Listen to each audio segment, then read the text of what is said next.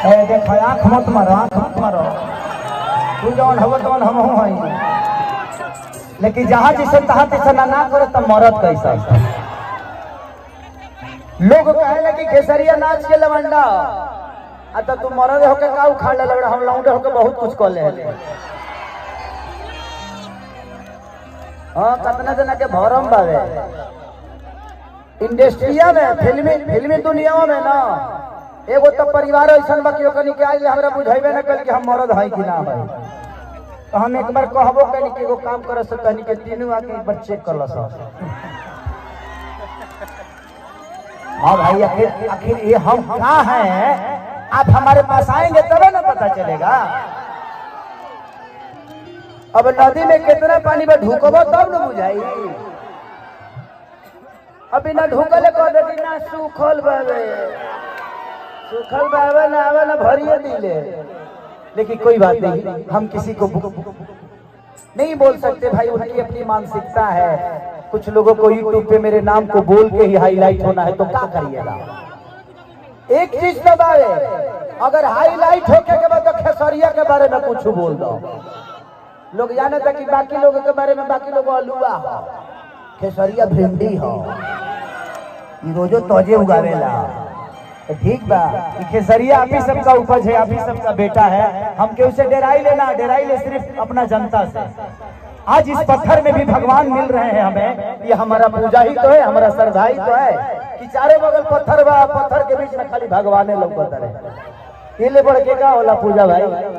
तो ये खेसरिया की अपनी श्रद्धा है कि हमारे श्रद्धा के फूल में आप सबके नाम का होता है और हमेशा रहेगा।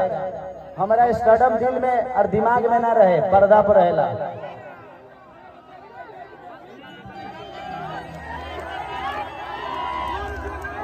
और चीजों में ना जो अरेला बड़ा तारा सवेला। ले गया भाई लोग के आदेश मत गा देना।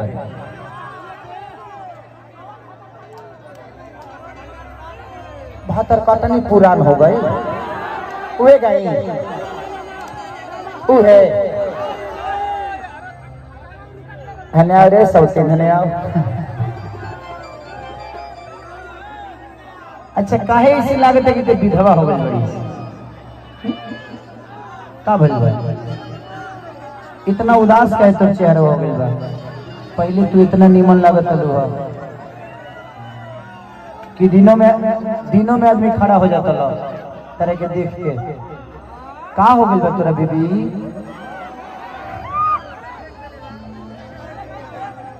ए सखी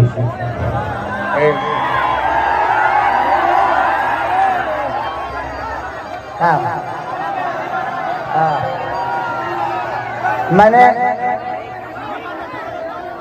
हमार सिस्टम हम छुए तो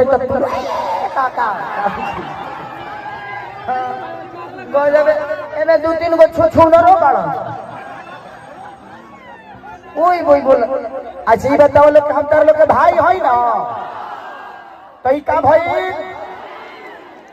तो हम छुई तो बुझिया लोग के तू ही ले छुबता ठीक ना ना तो छुए के चाहिए 2 किलो अरवा चाउर छुबो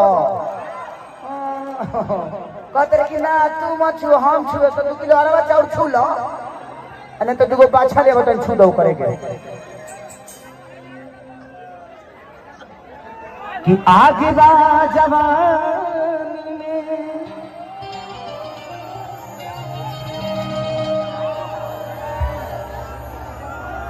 आगे के करा लोगे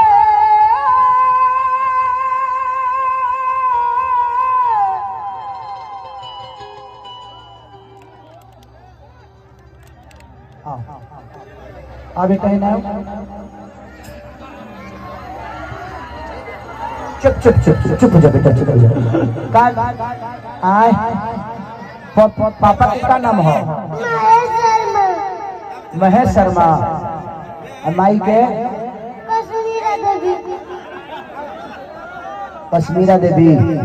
भाई ये कौन आदमी है अपना फिल्म रिलीज करके छोड़ दिया है?